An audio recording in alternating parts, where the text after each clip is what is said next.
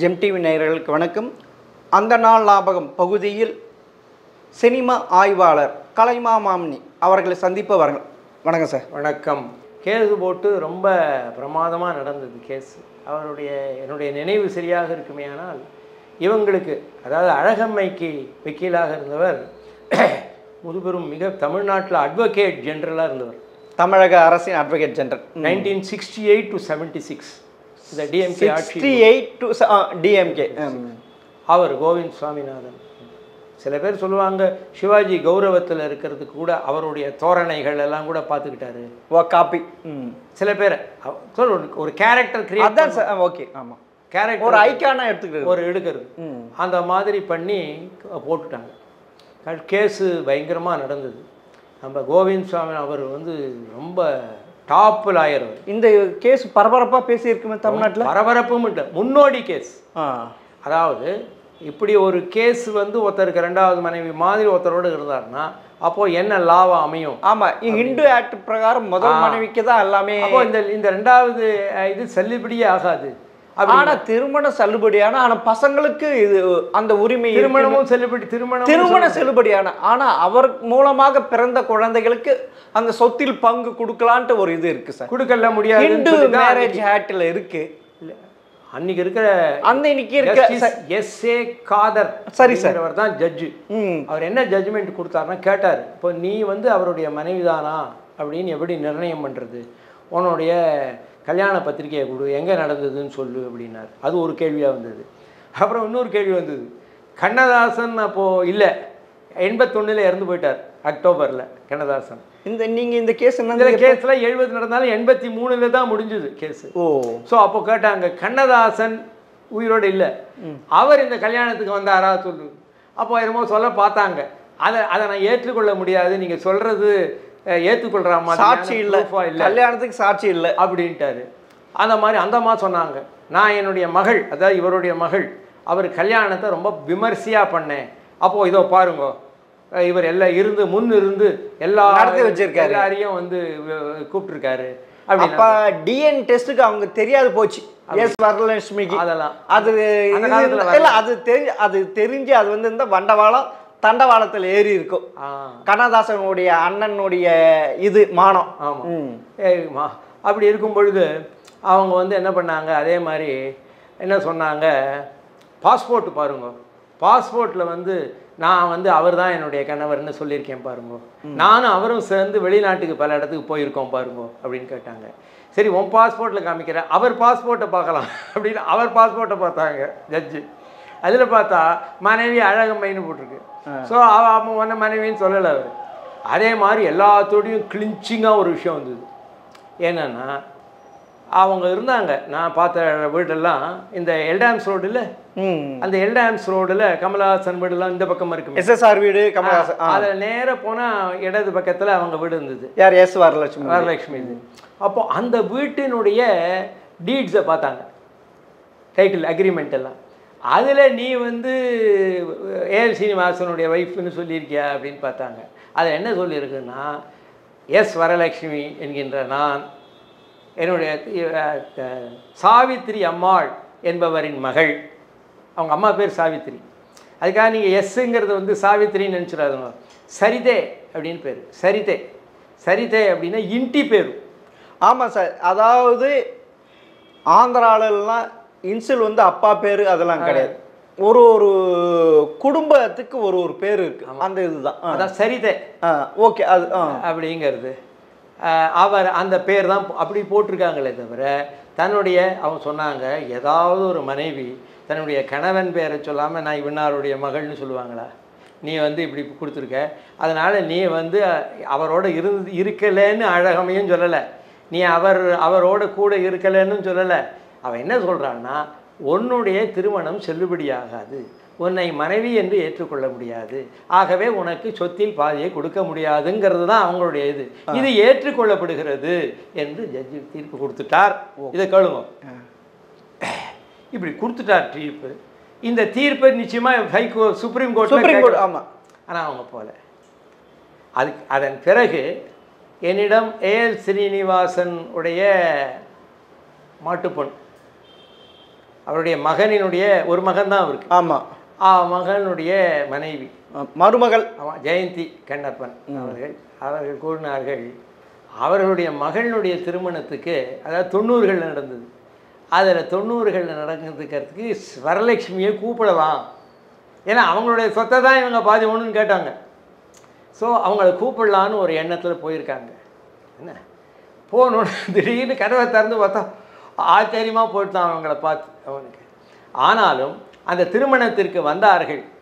வந்து அந்த திருமணத்தில் வந்து யார் இசை, மெல்லிசை MS விஸ்வநாதன் அவர்கள். அந்த MS விஸ்வநாதனுடைய இசையில் இந்த பச்சை கிளிக்கொரு செவ்வந்தி பூவில் தொட்டிலை கட்டி வைத்தேன், அதில் பட்டு துகிலுடன் அன்னச்சிறகினை மெல்லென இட்டு வைத்தேன். அந்த பாட்டை MS விஸ்வநாதன் இசையில் பாடினவங்க எஸ் வரலட்சுமி. நீதிக்கு தலைவணங்குங்கிற எம்ஜிஆருக்கு பாடினாங்க. எம்ஜிஆருக்கு அம்மாவா. அதுக்கு பின்னாடி ஒரு கதை இருக்குது, அதை ஞாபகப்படுத்தின நீங்கள் முடிக்கிறதுக்கு முன்னாடி கேளுங்க என்ன கதை இல்லைன்னு அப்படிங்கிறது அங்கே பாடினார்கள். ஆகவே என்னென்னா அவங்களுக்கு ஏற்கனவே ஒரு கோர்ட்டு வழக்கு இருந்து பல ஆண்டுகள் அந்த வழக்கை சந்தித்து அதில் தோல்வியும் முற்றாலும் கடைசியில் அவர்கள் அதை நினைவில் கொள்ளாமல் அவர்கள் இணைந்தார்கள் என்பது ஒரு அழகான. யார் இணைந்தார்கள்? யாருக்கு எந்த குடும்பத்தோடு இணைந்தார்கள்? அப்படி சொல்லுங்க. இணைந்தார்கள் எப்போதும் நீங்க வந்து இதையே நினைச்சுட்டு இருக்காங்க. இல்ல சார், இணைந்தார்கள்னா மனம் ஒரு சந்தோஷமா அந்த குடும்பத்தோடு ஒன்னா அப்படி சொல்லணும் சார். ஒரு ஆமா வீவஸ் தெரியணும். இல்ல துவேஷம் இல்லாம அதெல்லாம் மறந்து குடும்பத்தோடு ஏத்துக்கிட்டாங்க. இல்ல கண்ணதாசனுடைய அண்ணன் குடும்பம் எஸ் வரலட்சுமியை ஏற்றுக்கொண்டது. ஆமா ஓகே, அது மாதிரி தான் சொன்னாங்க. ஆனா சொத்துக்களை பங்கு கொடுக்கல. நீங்க வந்து உங்க பாக்கெட்ல எல்லாரும் எடுத்துட்டு எல்லாருக்கும் இதை எடுத்துக்கோன்னு சொல்றாங்க. குடும்பத்துல சேர்த்துக்கிட்டாங்க, நம்ம சொத்துல பங்கு இல்ல அந்த சொத்துல பங்கு கொடுத்தாங்களா இல்லையான்னு கேட்கலாம். ஊர்ல இருக்கிறவங்க எல்லாம் தன் சொத்தை பங்கு போட்டு கொடுத்துடணும். இல்ல நீங்க மட்டும் உங்க சொத்தை மட்டும் இல்ல. ஆனா அந்த அம்மா கிட்ட மாத்த சுகத்தை அனுபவிச்சு 2 குழந்தை கொடுத்து, ஆனா எப்படி சார் இது ஒரு நியாயம் தர்மம் இதெல்லாம் இருக்குல்ல சார்? அதுக்கெல்லாம் தான் அவர் வீடு, அந்த வீடை அது இருக்கட்டும் சார், சட்டம் இருக்கட்டும், இது இருக்கு, தர்மம்ட்டு ஒன்று இருக்குது இல்லை சார்? அதே எஸ் வரலட்சுமியுடைய முதல் மனைவி எஸ் தெரியும் இல்லை சார்? அவங்களுக்கு தெரியல, அந்த அழகம்மைக்கு தெரியும் இல்லை சார்? இவங்க தான் ஏஎல் சீனிவாசனுக்கு வைப்பாட்டின்னு தெரியாதா சார்? தெரியும், அதுதான் சொன்னாங்க. தாலி கட்டாத வைப்பாட்டி, தாலி கட்ட வைப்பாட்டின்ட்டு தெரியாதா? அதுவும் ஒரு மனசாட்சி இல்லை இல்லை? ஒரு பெண், ஒரு நம்பி 2 குழந்தை, எஸ்ல வர வரலட்சுமி எத்தனை குழந்தை? ஒரு பையன் ஒரு பொண்ணு இல்லை? இதெல்லாம் நியாயம் தர்மம் இல்லை? அப்படி இருந்தாங்க. அப்புறம் நெக்ஸ்ட் அப்புறமா இவங்க சரி இந்த இது முடிஞ்சு சார். இப்போ டிஆர் மகாலயத்திலிருந்து இப்படி இது ஆச்சு. அப்புறமா வேற என்னென்ன படத்தில் நடிச்சாங்க சார்? அவங்க பண்ணும்பொழுது அவங்கள நீங்கள் பார்த்தீங்கன்னா அவங்களுக்கு தெலுங்கு தானே தாய்மொழி. தெலுங்கில் என்டிஆரோட இவங்களோடலாம் அற்புதமாக படங்கள்லாம், மகாமந்திரி திம்மரசு, ஸ்ரீ வெங்கடேஷ மகாத்மியம், இந்த மாதிரி படங்கள்லாம் நடித்து நல்லா பாடியிருக்காங்க. இந்த திம்மரசு படத்தில் சாதாரண ஒரு விஷயம் எப்படிப்பட்ட ஒரு இடம்னு சொல்கிறேன் பாருங்களேன். சத்யபாமா ரோலில் நடித்தாங்க இவங்க. கிருஷ்ணர் வந்து என்டிஆர் ஒரு தடவை கிருஷ்ணர் இப்படி உட்காந்துருக்கும் பொழுது இந்த அம்மா வந்து இவங்க பக்கத்தில் வராங்க. சத்யபாமா கோபம் உள்ளவர், அவள் கால் பக்கத்தில் வரா, அப்படி தட்டுறா. என்டி ராமராவில் இருக்கக்கூடிய கிரீடம் பட்டாருன்னு கீழே போய் விழுது, கண்ணனுடைய கிரீடம். அப்போ எந்த அளவுக்கு அவங்கள ஒரு ஹீரோயினாக இருந்திருக்காங்க பாருங்கள். என்டி ராமாராவோட கூட நடித்து என்டி ராமாராவோடைய தலையை அவருடைய பாதத்தில் கொண்டு வச்சு இவங்க காலை அப்படி நீட்டும் பொழுது அந்த கிரீடமே விழுந்தது அப்படிங்கிறத என்டி ராமாராவ் ஏற்றுக்கொண்டிருக்கிறார்கள் என்றால் அவங்க அந்த மாதிரி ஒரு பெரிய ஹீரோயினாக அங்கேயும் நடந்துட்டு இருந்தாங்க. தெலுங்குலேயும் இப்படி இருக்கும் பொழுது அது இப்போ நான் இந்த சொன்னது ஸ்ரீ கிருஷ்ணார்ஜுன யுத்தம்ங்கிற படத்தில் இந்த இது இப்படி நடந்து கொண்டிருக்கும் பொழுது நான் ஒரு போடுறேன் கணக்கு, சிலதெல்லாம் அவங்கள்ட்ட ஃபுல்லாக எல்லாத்தையும் விவரம் கேட்க முடியல. எப்படின்னா இவங்களுக்கு வந்து முதல் குழந்தை ஒன்று வந்து 53-54 பிறந்தது, பெண் குழந்தை. இவங்களுக்கு அடுத்தது பிறந்தது ஏறக்குறைய ஒரு 64-65 இருக்கும்னு நினைக்கிறேன். அவ்வளோ கேப். ஆமாம். ஓ சினிமாவில் நடிக்கணுக்கோசம் அவளை கேப்பை விட்டாங்க. எதுக்கு விட்டாங்களோ தெரியாது. அப்படிதான் அப்படி அவங்களுக்கு ஒரு புள்ள பிறந்தான். அந்த புள்ளைக்கு பேர் முருகன்னு பேர். அவன் வந்து அந்த கொஞ்சம் உதவி தேவைப்படக்கூடிய, கொஞ்சம் ஒரு அளவுக்கு ஃபுல் இதுவாக இல்லை. இப்போ மனம் அது எப்படி? ஆமாம், கொஞ்சம் மனம் சரியில்லை. ஒரு அளவுக்கு ஹெல்ப் தேவை. அதுக்காக சில பேர் மனம் இருந்தால் சில பேர் கத்தி உடைப்பாங்கலாம், அதெல்லாம் இருக்குது. ஸ்கிட்சோஃப்ரினியா அதெல்லாம் கொஞ்சம் அவங்களுக்கு ஹெல்ப் தேவைப்படுது. மென்டலி டெஃபிஷியண்ட்டாக இருக்கும். அப்படி ஒரு இருந்த ஒரு பையன் அந்த காலகட்டத்தில் தான் அவங்களுக்கு எப்படி சில படங்கள்லாம் வைத்திருந்தாலும் 60களுடைய தொடக்கத்தில் கொஞ்சம் அதிகமாக இல்லை. தெலுங்கெல்லாம் சிலது முடிஞ்சு வந்தது, தமிழ் கொஞ்சம் காணும். வயசாகி போச்சு இல்லை சார்? இல்லை, அதுதான் நீங்கள் சொல்லலாம், அப்படி சொல்லலாம். அப்படி இருக்கும் பொழுது இவரே ஒரு படம், அவங்க ஹஸ்பண்டே என்ன படம் எடுத்தார்? கந்தன் கருணைன்னு படம் எடுத்தார். ஓ, அவங்க ஏஎல் சீனிவாசன். ஆமாம் ஆமாம், இவங்களும் அதில் நடிக்கிறாங்க. ஆனால் சில பேர் என்ன சொல்றாங்க, அதில் ஒரு பாட்டு ரொம்ப இது இல்லை சார், அதான் வெள்ளிமலை மன்னவா. அதாவது இந்திரனுடைய மனைவி அந்த தேவர்கள் எல்லாம் துன்பப்படுகிறார்கள். இந்த சூரபத்மன் எங்களை எல்லாம் வதைக்கிறான். சிவபெருமானே, பகவானே, உனக்கு வெள்ளிமலை மன்னவா. வெள்ளிமலை மன்னவா யாரு? சிவன். எவரெஸ்ட் மன்னன். ஆமா. வெள்ளிமலை மன்னவா, வேதம் நீ அல்லவா, முன்னோர்க்கும் முன்னவா, மூண்ட கதை சொல்லவா, வெள்ளிமலை மன்னவா. அந்த மாதிரி அவங்க கொடுக்கக்கூடிய அசைவுகள்லாம் ரொம்ப பெக்யூலியராக இருக்கும். சரி, இப்படி அது ஒரே ஒரு சீன் தான் அவங்களுக்கு. இந்திராணி அந்த ஒரு பாட்டு பாடுறாங்க. கண்ணதாசன் எழுதிய பாடல்களிலே, கேவி மகாதேவன் இசையமைத்த பாடல்களிலே இது மிக வா வா வான்னு வரும் தொடர்ந்து. சரி, அவங்க ஹீரோயின் நடிச்சப்ப சிவாஜி கூட நடிச்சிருக்காங்களா? சிவாஜி அவங்களுக்கு ஜோடியா நடிச்சிருக்காங்க? நல்ல கேள்வி. ஏன்னா சிவாஜியோடு நடிச்சிருக்காங்களான்னு கேட்கும்பொழுது சிவாஜி வந்து என்ன சொன்னார், ஏறக்குறைய 288 ஒரு 300 படங்கள் டப்பிங்லாம் வந்து எடுத்து சொன்னார்னா, அதில் வந்து அவர் நினைவில் கொள்ளக்கூடிய படங்கள் 2 படங்கள். அது ஒன்று வீரபாண்டிய கட்டபொம்மன், அடுத்தது கப்பலோட்டிய தமிழன். கப்பலோட்டிய தமிழனில் அவருடைய ஹீரோயின் யாருன்னு உங்களால் டக்குன்னு சொல்ல முடியுமா? சொல்ல முடியாது. அவருடைய ஹீரோயின்னு பெரிய இடம் கிடையாது அதுக்கு. அது ருக்மிணி, லக்ஷ்மியினுடைய அம்மா, அவங்க தான் அதில் ஹீரோயின். ஆனால் இந்த படத்தில் எஸ்வர் லக்ஷ்மி தான் ஹீரோயின் அவங்களுக்கு. வீரபாண்டிய கட்டபொம்மனுடைய மனைவி. அவங்களுக்கு அதில் 3 பாட்டு இருக்கும். இப்போது 3 பாட்டு ஹிட்டு. ஆமாம், அதில் ஒரு பாட்டு எதுனா பாட்டு வந்தால் மன்னம் கனிந்தருள் வேல் முருகா, புள்ளிமயிலேறி விழ மால் மருகா முருகா கொடுத்தாங்கன்னா மன்னம் அந்த டைம் என்னென்னா பின்னாடி ஒரு வேகமான கதிகள் வரும். இவங்க வந்து முருகனை கும்பிட்டுட்டு இருக்கிறதுக்கு பாடுறாங்க, அதுக்குள்ளே அங்கேருந்து வெள்ளைக்காரன் போர் பண்ணி வந்திருக்கான். அதெல்லாம் அந்த பாட்டில் தெரியும். இப்போது எதுக்கு விஷயம் சொல்கிறேன்னா, இந்த வீரபாண்டிய கட்டபொம்மன் படத்தை கைரோவில் வந்து ஆப்ரோ ஏஷியன் ஃபிலிம் ஃபெஸ்டிவலுக்கு கொண்டு போனாங்க. அப்போது போன வீரபாண்டிய கட்டபொம்மனுக்கு சிறந்த படம், சிவாஜிக்கு சிறந்த நடிகன்லாம் கிடச்சிது. இவங்க எதிர்பார்க்கவே பார்க்காம சிறந்த இசைக்கான விருதும் கிடைத்தது. இது எகிப்தில் கைரோவில். அதுக்கு இசை யார்? ஜி ராமநாதன் அவர்கள் இசை. அவர் அங்கே போகவில்லை. அப்போ ஜி ராமநாதனுக்கு இசை, சிறந்த இசை அப்படின்னு சொன்னோன்னே யார் என்ன பண்ணாங்களாம், பத்மினி போயிருந்தாங்க சிவாஜியோட. பத்மினி, பிஆர் பந்துலு போயிருந்தாங்க. டக்கு எழுந்து நின்னாங்களாம், எங்கள் ஐயர் சார்பாக நான் வாங்கிக்கிறேன் அவார்டுன்னு வந்தாங்களாம். ஏன்னா அவர் நிறையா அவங்களுக்கு பண்ணியிருக்காரு. அப்படி பண்ணி அவார்டு வாங்கினாங்க. அப்படி பண்ண அவார்டை ஜி ராமநாதனுக்கு கொடுத்தாங்க இங்கே சென்னையில் வந்தபோது. அப்போது ஜி ராமநாதன் என்ன சொன்னான்னா, வரலட்சுமி இந்த படத்தில் பாடின 3 பாடல்களை கேட்டு மயங்கி அவார்டு கொடுத்துட்டானுங்க பாடினாராம். என்னுடைய இசை அற்புதமாக இருந்தது எல்லாம் சொல்லலை, இவளுடைய பாட்டு. அதனால் என்ன சொல்லுவாங்க, அந்த அளவுக்கு அவர் சொல்லுவாங்க. ஜிக்கி என்னிடமே சொல்லியிருக்கிறார், எங்கள் ஜி ராமநாதன் அவர்களுக்கு என்னை ரொம்ப பிடிக்கும். ஏனென்றால் எனக்கு கொடுக்கக்கூடிய சங்கதியெல்லாம் நான் பாடிடுவேன், கஷ்டமாக கொடுப்பார். அதே மாதிரி எஸ் வரலட்சுமியையும் அவருக்கு ரொம்ப பிடிக்கும். அதே மாதிரி லாபகமாக பாடிடுவாங்க. ஒரு அம்மா சொன்னாங்க என்கிட்ட, அவங்க பெரிய பாடகி யாருன்னு சொல்லலை தான். அவங்க என்ன சொன்னாங்க, நான் அவங்க பாடுறதுக்கு வரும்போது பார்த்துருக்கேன், அலட்சியமாக வருவாங்க, சாதாரணமாக பாடுவாங்க, அப்படியே போயிடுவாங்க. ஆனால் பாட்டும் உச்சாணி கொம்பில் இருக்கும்.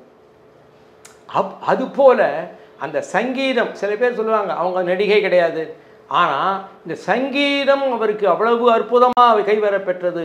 எந்த அளவுக்கு பெற்றதோ நடிப்பிலேயும் அவங்க இம்மி அளவும் குறையாமல் ஒரு படத்தையே தன்னுடைய தோள் மீது தாங்கக்கூடிய அளவுக்கு வலிமை கொண்டவர்கள் என்பதும் இப்படிப்பட்ட ஒரு கலைஞரை பற்றி தான் எம்டிவிக்காக குட்டிக்கண்ணனோடு நான் பேசி கொண்டிருக்கிறேன். சரி, வீரபாண்டிய கட்டபொம்மன் இன்னொரு படம் கூட ரொம்ப சிவகங்கை சோழ வரலாறு பற்றி.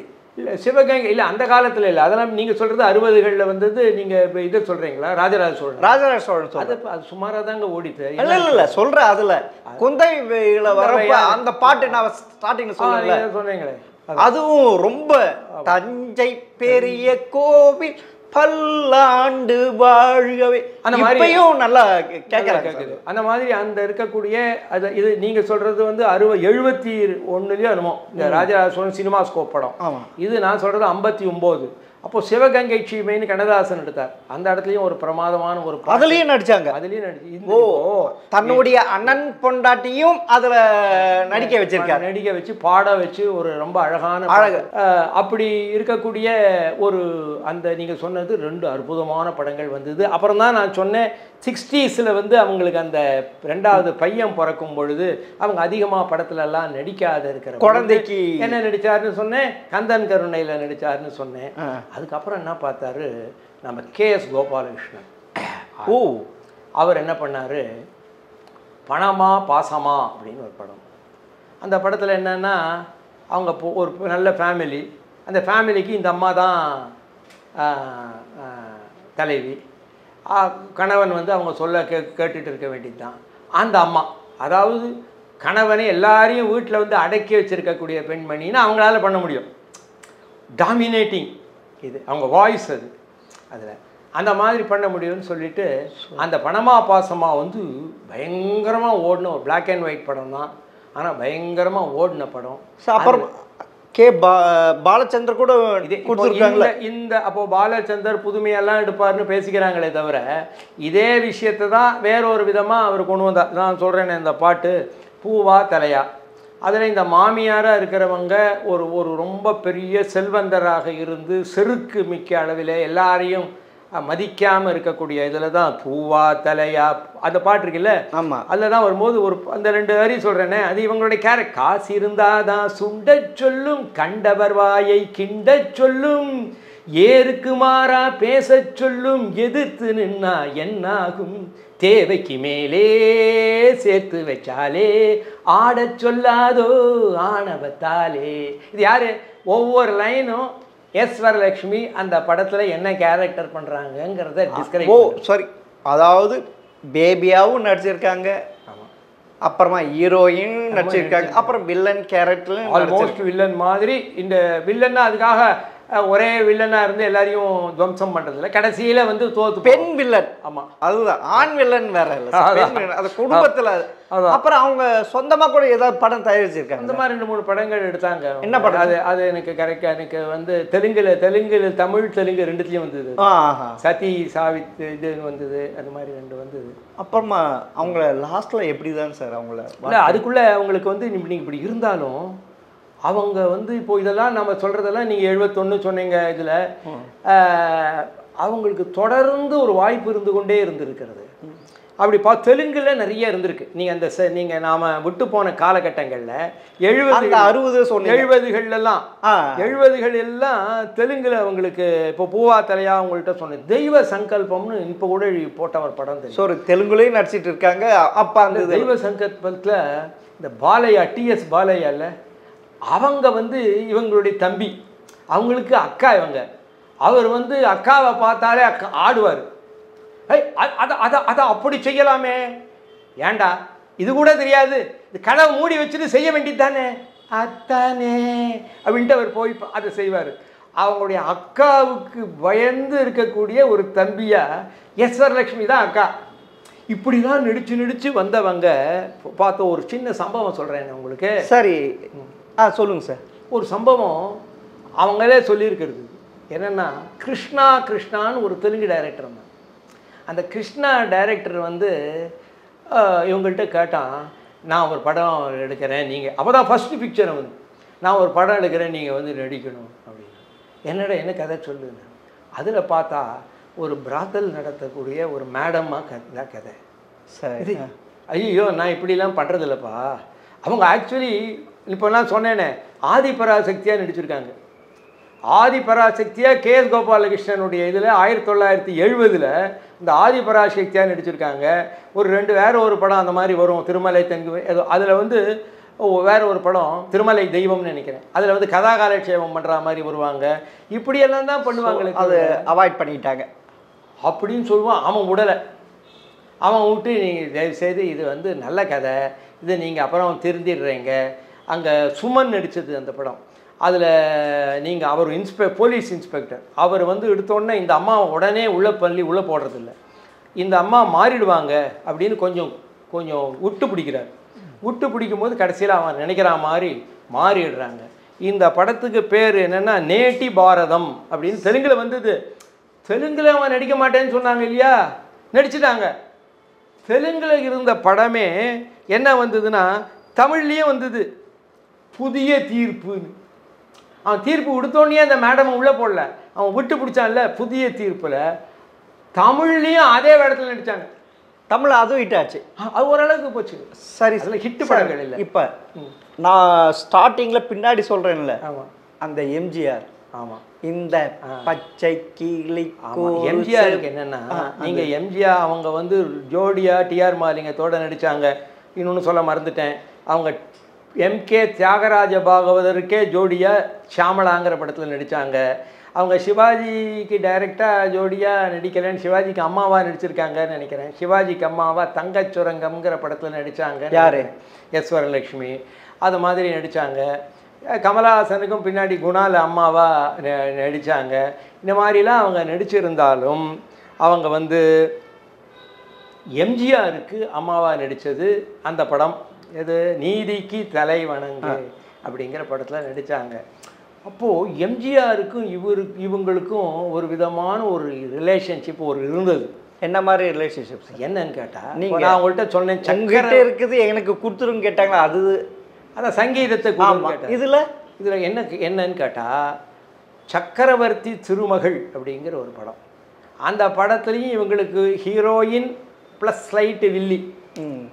அப்போது பாடுவாங்க, ஏ மாற்றம் தானா என் வாழ்விலே அப்படின்னு ஒரு பாட்டு. ரொம்ப அழகான பாட்டு, ஜி ராமநாதன் இசையில் தான். அது பாடும்பொழுது என்ன பண்ணிட்டாரு, எம்ஜிஆரை ஏமாற்ற முயற்சி செய்கிற ஒரு கதாநாயகி அது. அப்போது எம்ஜிஆர் பார்த்துருக்காரு, கேட்டாரா, இப்போ நீ பாடிக்கிட்டே இருக்கா, ஏதோ சொல்லிக்கிட்டே இருக்கா, நான் பண்ணுறதுக்கு அந்த இதில் ஒன்றுமே இல்லையே எனக்கு அப்படின்னு சொல்லி பேசாமல் போய் என்ன பண்ணிட்டாரு, இந்த பாட்டையே கட் பண்ணி தூக்கி போட்டார். அப்பயே 1957. அது ALRM ராமநாதனும் ஒரு பெரிய ப்ரொடியூசர், அவர் செட்டியார். அவர் வந்து எடுத்த படம் அது. அந்த படத்தில் இந்த மாதிரி கட் பண்ணி போய் இந்த படம் அம்மா படத்தை பார்த்தா காணும். ஏன்னா பாட்டு தான் அவங்களுக்கு ரொம்ப பிடிக்கும். பார்த்தா எவ்வளவு நல்லா இருக்குது, ராமநாதியர் போட்டார், நல்லா இருக்குன்னு. NS கிருஷ்ணன் தான் ஏறக்குறைய அது one of the last films of NS Krishnan with MGR also. அப்போது அப்படி இருக்கும்பொழுது என்னடா இப்படி போச்சுன்னு சொல்லிட்டு இந்த அம்மாவுக்கு தாங்கலை. NS கிருஷ்ணனுக்கு ஃபோன் பண்ணி ஐயோ லபோ திபோன்னு அழுதுருக்காங்க. அப்படியா பண்ணிட்டான் ராமச்சந்திரன் அப்படின்னு அவர் என்ன பண்ணார், டேய் என்னடா பண்ணு அது போய் அவருக்கு உரிமை. அவர் 37லேருந்தே அவரெல்லாம் எடுத்து ஒரு தடவை சண்டை போட்டு. சரி சார், அந்த விஷயத்துக்கு வாங்க சார். ஆரம்பத்தில் வேறு கதை இருக்குது, அதெல்லாம் உங்களுக்கு சொல்கிறதுக்கு நேரம் இல்லை. அப்படி இருக்கும்பொழுது ஏன்ப்பா எடுத்துட்ட பாட்டு நல்லாதான் இருக்குது அப்படின்ட்டாரு. அவர் எம்ஜிஆர் பார்த்தாரு, அது நெகிழ்வுத்தன்மை அவர்கிட்ட உண்டு இல்லையா, முடியவே முடியாதுன்னு சொல்லலாம். ஐயா அது சரியாக வரல, அந்த படத்துக்கு ஒத்துக்கலன்னு விட்டு கொடுத்து அதை திருப்பி வச்சுட்டார். இப்போ என்ன பண்ணார் அப்படின்னு கேட்டால், இந்த நீதிக்கு தலைவர் அங்கே பார்த்துருக்காங்க இந்த அம்மா. இதை பார்த்தா அதில் முழு பாட்டில் பாதி பாட்டு தான் இருக்கு. இப்போ இந்த பச்சைக்கு வருமா, நின்று நிமிர்ந்து என் பிள்ளை நடக்கையில் ராஜநடை தோற்கும் எனில் எழில் நீந்தும் உடலினை காணில் மொழி என்ன சிற்பம் அதை கேட்கும், அந்த வார்த்தை சுமாராக தான் இருக்கு, கட்டே பண்ணிட்டான் அதை. எழில் நீந்தும் உடல்நிலை காணில் சிற்பம் அதை கேட்கும் அப்படின்னு வரும். அது சுமாராக தான் இருக்குது. சிற்பம் எப்படி கேட்கும்? இதில் இன்னொரு தரணம் இருந்திருக்கு போல் இருக்கு. எம்ஜிஆர் அதை கட் பண்ணிட்டாரு. என்னங்க இது இருக்கு, என் பாட்டை கட் பண்ணுறதே வேலையாக இருக்கே இவருக்கு அப்படிங்கிற மாதிரி ஒரு வருத்தப்பட்டுக்கிட்டாங்க. ஆனால் இப்போது சொல்லி அழறதுக்கு அதை திருப்பி அவருக்கு வாதிடுவதற்கு யாரும் கிடையாது. அவர் அப்போ டாப்பில் 57 போயிட்டார். 57 அவங்களுடைய லாஸ்ட்டு எப்படி சார்? அந்த மாதிரி இருக்கும்பொழுது அவங்க லாஸ்ட்டு அப்படின்னு கேட்டால் நீங்கள் குணாவில் நடித்தாங்களே, 1991 குணாவில் நடித்தாங்க. அதில் அதோட லாஸ்ட் படம் அது ஏறக்குறைய. அது மட்டும் இல்லாமல் நான் ஒன்று சொல்கிறேன், இது சும்மா ஒரு ஆராய்ச்சிக்கு உரியதாக சொல்கிறேன். ஏறக்குறைய ரொம்ப அதிசய ராகம், அபூர்வ ராகங்கள் இருக்குல்ல, அந்த படக்கதையே அவங்களோட ஒரு விதத்தில் தொடர்புடையது என்பதெல்லாம் சொல்லுவார்கள். அப்படியெல்லாம் இருந்து அவங்களுக்கு குணால அந்த தொடர்பில் நிழல் காட்டுவது போல் அங்கே குணால அவங்க இதுவாக மதராக நடித்தாங்க. போக போக அந்த குரல், சங்கீத குரலில் சொல்லுவாங்க, அந்த அம்மா சொல்லுவாங்க, நான் அந்த காலத்தில் ஷூட்டிங் ஃப்ளோர்லேயே பாட்டை ரெக்கார்ட் பண்ணுவாங்க. அந்த காலத்தில் எப்படி இருந்தாங்கன்னா, அந்த பாட்டை ரெக்கார்ட் பண்ணும்போது ஷூட்டிங் ஃப்ளோரில் வச்சு அங்கே ஒரு வேன் மாதிரி ஒன்று இருக்கும், அதில் ரெக்கார்டிங் இன்ஸ்ட்ருமெண்ட்ஸ் எல்லாம் வச்சுருப்பாங்க. அதெல்லாம் வச்சு அதுலேருந்து வயர் போய் அப்படி எடுப்பாங்க. இப்போ இந்த அம்மா சொல்லியிருக்காங்க, நான் பாடுவேன், அதை அங்கே எல்லோரும் ஸ்ருதி சேர்த்துப்பாங்க, அப்படியே அந்த ஃப்ளோர் முழுக்க அந்த ஸ்ருதியினுடைய ஒரு ரம்யத்தில் ரீங்காரத்தில் அப்படியே இருக்கும். அப்படி இருக்கக்கூடிய காலகட்டத்தில் நான் இருந்து பார்த்து பாடி சந்தோஷப்பட்டிருக்கேன். அந்த காலத்தை நினச்சி என்னுடைய மனம் சந்தோஷப்படுகிறது என்று நினைத்தவர்கள் என்று நினைத்து கொண்டே இருந்தார். அப்படி இருக்கும் பொழுது அவருடைய ஒரு கவலை அவருடைய அந்த மகன் மீது இருந்தது. நான் தான் இருந்து பார்த்துக்கிறேன் என்னுடைய மகனை, நான் போன பிறகு யார் பார்த்துக்குவான்ட்டு என்று சொல்லி அவர் மிகவும் வருத்தப்பட்டு கொண்டிருந்தார். அந்த வருத்தப்பட்டு அவர் 84வது வயது, அவருடைய 2009 25 பிறந்தாங்கன்னா 25 75னா 2000, 1925 பிறகு 2020, இன்னும் 9 அப்படின்னா எவ்வளோ ஆச்சு? 75 + 9 84 இயர்ஸ் அவங்க இறந்து போயிட்டாங்க. அவங்க இறந்து போன பிறகு ஒரு 4 ஆண்டுகளுக்கு பின் அவருடைய மகன் இறந்தார். இப்படிப்பட்ட ஒரு கலைஞருடைய வாழ்க்கை. மகள் இருக்காங்க, மகள் இருக்காங்க, அவங்களுக்கு பிள்ளைகள் எல்லாம் இருக்காங்க, அவங்க இருக்காங்க எல்லோரும். அவங்க சில இதில் இருக்காங்க. ஸோ இத்தோடு அவங்களுடைய திரைப்பயணம் முற்று பெற்றது. சரி, எனக்கு ஒரு லாஸ்ட்டு ஒரு இது, அவங்க 7 கட்டைகளை குரலை பாடுறோம்னு சொல்கிறாங்க, அது உண்மை தானே? இல்லை உங்களுக்கு தெரியும்? இல்லை, இப்படி பாருங்கள் சார், ஒரே ஒரு இதை எப்படி இப்போ சீக்கிரமாக சொல்கிறதுன்னு தெரில எனக்கு. இப்போ சினிமா பாட்டு, இப்போ சினிமா பாட்டுன்னு இருக்குது இல்லை, ஒரு விஷயம் கேட்டுக்கோங்க, சினிமா பாட்டுன்னு இருக்கு இல்லையா, சினிமா பாட்டுக்கு ஒவ்வொரு பாட்டுக்கும் வேறு கட்டை இருக்கும். ஒரு பாட்டுக்கு 5 கட்டையில் இருக்கும், ஒரு பாட்டுக்கு 1 கட்டையில் இருக்கும், ஒரு பாட்டுக்கு அப்படி இருக்கும். சரி சார். இப்படி இருக்கும் பொழுது அவங்களுடைய குரல் ஒரு ஹை பிச்சுடு வாய்ஸு கிடையாது. அவங்களுடைய குரல் கொஞ்சம் கணீர்னு, கொஞ்சம் ஒரு அளவுக்கு இது எம்எல் வசந்தகுமார் கொஞ்சம் ஒரு கணீர்னு குரல் தான், அதாவது குரல் குறைச்சல் தான். இப்போ சில பேர்லாம் படம் ஹை பிச்சில் பாடும். யூஆர் ஜீவரத்னம்னு இருந்தாங்க ஒரே. அவங்க பார்க்கும்பொழுதே டிஎம்எஸ் சொல்லுவார், உங்களுடைய குரல் ஹார்மோனியத்தினுடைய கட்டைகளுக்கு அப்பால் செல்லு ஒலிக்கிறதுன்னு. அந்த மாதிரி கீச்சுன்னு இருக்கும் குரல். கீச்சு குரல் கிடையாதுன்னு உங்களுக்கு கேட்டாலே தெரியும். அவங்க குரல் எப்படி இருக்குது, அந்த மாதிரி இருக்காது. ஆகவே அவருடைய குரலில் சிறப்பு, தனிச்சிறப்பு என்னவென்றால், அந்த பிருகாவெல்லாம் மிக நீங்கள் சொன்ன மாதிரி வேகமான முறையிலே மின்னல் தெளித்தால் போல் திடீரென்று பேசும். அது தவிர மற்றபடி ஒரு இந்த குரல் தான், அதில் உணர்ச்சி வசப்பட்டு எல்லாம் செய்வார்கள். சரி சார். எஸ் வரலட்சுமி பற்றி அவங்களுடைய வாழ்க்கை, சினிமா வாழ்க்கை முழுவதும் எங்களோடு பகிர்ந்து கொண்டதுக்கு மிக்க நன்றி சார். நன்றி.